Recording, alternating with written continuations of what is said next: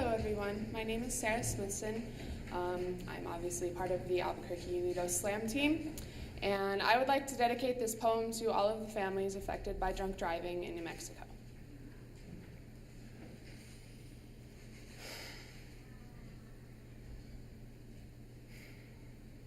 I am steaming tamales and stirring 2 cans of refried beans on the stove. With a metal spoon I probably shouldn't be using. This is a nonstick saucepan after all, but you are in the hospital right now. And quite honestly, my mind is not focused on keeping cookware pristine. I am stirring these nasty, mushy, delicious refried beans, and they look like they are breathing, bubbling up and down with the heat, desperately gasping for air, and I know you breathe like these beans are trying to. Chest heaving, back arching, your lungs are clogged with congealed blood and fiberglass. Paramedics force life into you with CPR and epinephrine, breathe for you with BVMs and canister oxygen. They keep you clinging to life with morphine, sending blurry, numbing chains to bind you here. You are crisscrossed with stitches from when your body met glass, creating a tinkling spiderweb. Bruises blooming across your skin, a parody of silk roses on highway crosses, broken bones and twisted sinew mirroring the contorted auto metal scattered across the highway. I cannot stay with you. Antiseptic, burning my nose, fluorescent lights casting waxy pallor on patch-sewn skin and casts. The doctors tell me there is no point in staying. You are in a coma. The likelihood of you surviving is little to none. You are artificial now. Forced to breathe like the beans I am stirring. You were hit driving home from a late shift at work. Pulling overtime to afford Christmas presents, you weren't meant to be out that late. Early Saturday morning, receiving rehearsed hospital call, rushing into the ICU in my pajamas, scripted condolences pouring from tragedy in numb mouths. I knew when I first saw you laying there that you would not be waking up. You were hit by a single father who had just lost custody of his children. Blood alcohol level, twice the legal limit now. They say it is up to me. My decision to pull the plug. I will never hear your tobacco rough and laugh again. Never again feel stubble scratching on my cheek when we hug or smell your aftershave when you are riding in the car, so instead I am making you Mexican food. A tribute to the state with the highest DWI rate. A state full of tragedy-broken families, of alcohol-sodden gravestones, of roadside white crosses with plastic flowers, reminders of every twisted and shattered vehicle, of broken bodies strewn across freeways. The driver who crashed into you died instantly.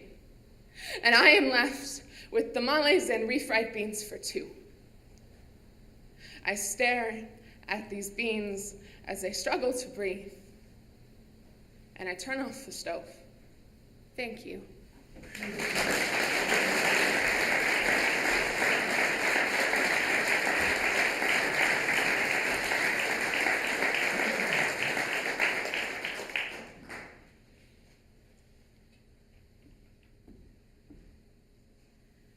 Americans are so beautiful, wearing the most exquisite clothing, bodies molding into the perfect fit of fabric, style and abundance, and everybody takes advantage. Consumerist culture devours the unraveling threads Of women we can't imagine from the confines of our suburbs. We prefer buying ways of blinding ourselves. Sunglasses are so popular because if we could see the entirety of life, We would be able to see the calloused hands slaving underneath it. Nothing is quite good enough for our manicured fingernails. We dig grime from nail beds like graves. the average Mexican woman working in a maquiladora makes 25% of the U.S. hourly minimum wage. Clothes only come this cheap when the U.S. finds a 75% off sale on the lives of women. Whose minimum wage can only buy a quarter of the necessities needed for their family. While you only dress a quarter of your body, avoiding the cuts and bruises, letting them take the fall for our newest fashion statement. Taking for granted is the American motto. We pull on the tags of aftershock and slip into something more comfortable. These designer tags cost more to pick from the shelf than it does for them to be stitched. We take advantage of cheap labor To burn our pockets with the women who are employed in factories that litter the border. giving jobs to women who are unemployed in free trade zones.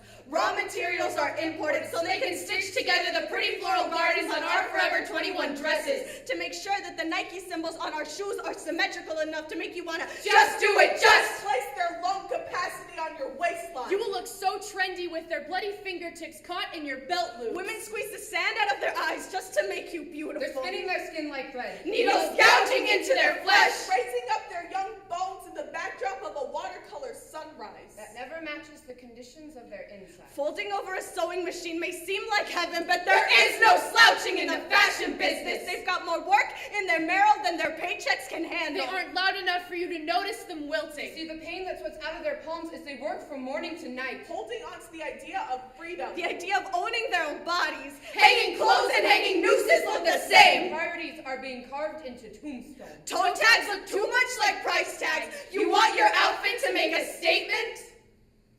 The only one being made is a death sentence. You feel so good in those jeans. Love the way they hug your hips, how the stitches haul them up and make everyone turn, like the backs turn to the women left contorted and pillaged innocence. We'd rather drain the life out of overworked women than drain the economy. These women can't see a better future because corporations can only see green. Lives are not bargains to be bought at the boutique around the corner. We are dying for the newest fashions, while the women who make them are simply dying. We talk about sales we found, like reduced price labor was something to be proud of. Lives are worth more than your jeans. Breath cannot be discounted. Not meant to be kept on the ends of needles when these mothers, daughters, sisters, and wives are paid nothing for the responsibility of straight stitches. Poverty should not be so in style. Thank you.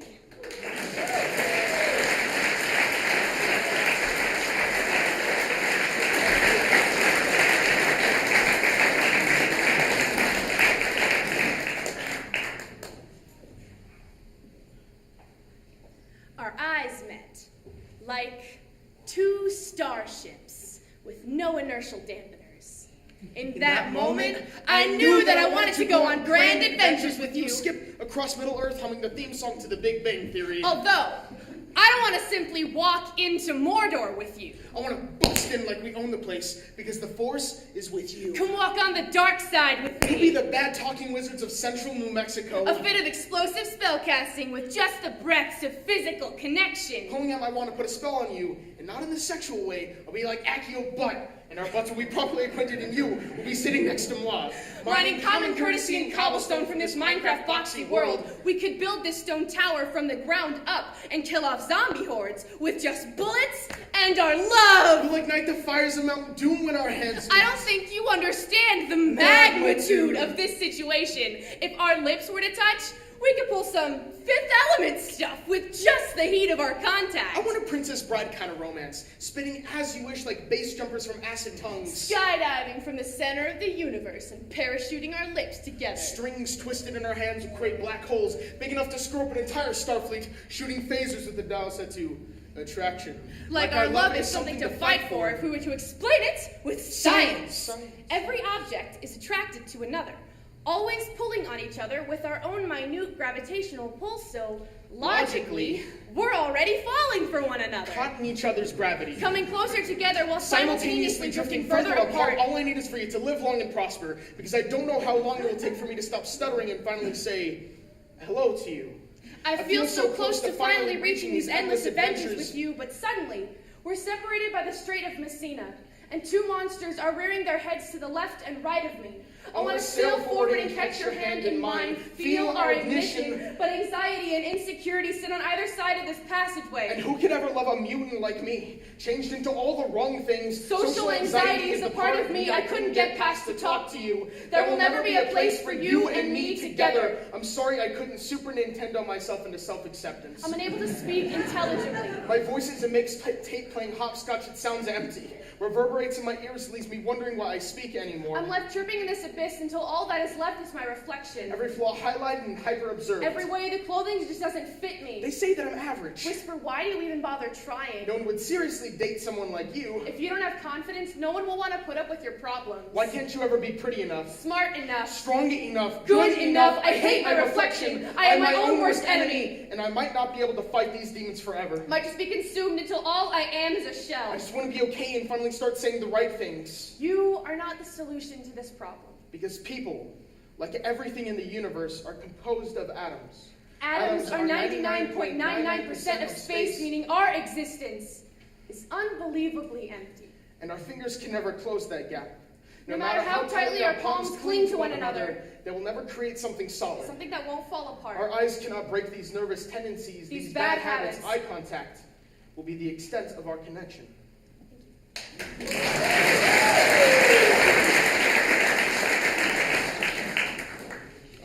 So I was raised in New Mexico, and that's something that it's kind of weird for me, because a lot of people have different perspectives on that. And so I wrote this poem about me growing up in New Mexico. I was raised on pinto beans and shredded cheese. Our treat was getting piñon nuts from the van on 550, and that little stand up by the Pueblo, that's some of the best food you'll find for miles. Our compass is the Sandias, where you can see the sparks of Albuquerque being sprinkled on desert darkness, casting shadows on the mesa like the cottonwoods cast shadows on our chest. The Bosque is always afraid to be set on fire, and the river is as afraid of its banks as it is of its survival. From sunrise to sunset, clouds speckle the sky that, to me, has always made it look like we live inside a snow globe. Casinos lined up like children at an ice cream truck in the middle of summer. My favorite one is, and always will be, the Choco Taco. And we went to the Dollar Theater because our swamp cooler was out. Riding your bike was like holding out a magnet to all the goat heads on the ground. Walking home with 2 flats and a shoe full of sand was something I got used to. Where the sunsets are something you don't want to get used to. They're so beautiful, like the tortillas from the frontier. They are so beautiful. Especially with some carne adobada, which brings up the question of color. And in a place filled with so many different people, I don't like to segregate, but I have to ask, are you red or green? Because if you want to go in between, I'll allow Christmas to be a valid answer as well. We just need to get that out of the way so I can say this. I am a New Mexican. It might not show it in my skin, but I was born here, raised here, and so is my family. I am tired of being an outsider in a society I was raised in. Give me one reason why blood decides who you have to be. It only decides who you were before. And all that matters now is who I want to be. Now you see, I grew up thinking fresh fruit was something you only found in fancy restaurants. I thought a tall building was 3 stories high and that the freeway only had 3 lanes. I thought all mashed potatoes were the instant kind. Just add water. And soup consisted of chicken broth and bones, and there was nothing better than a bowl of red chili and beans. Then in the middle of winter and playing in the snow, it was so magical. If that snow managed to stick to the ground for at least an afternoon. And because of this, I thought snowmen were supposed to be 2 feet tall, and that the fall was just for the trees. I grew up thinking Rio Rancho was just one street, and we were all Albuquerque anonymous because our backyards all bordered the mesa. I thought every neighborhood was surrounded by division signs. By times where we build brick walls on playgrounds and differences stand in the way of friendships. I have a grandmother who doesn't speak Spanish. I don't speak much Spanish, but if we put our tongues to the side and speak with our minds, I'm sure you'll understand that despite our last names and the way I say Spanish words, let's agree that skin color doesn't define anything about home. Thank you, guys.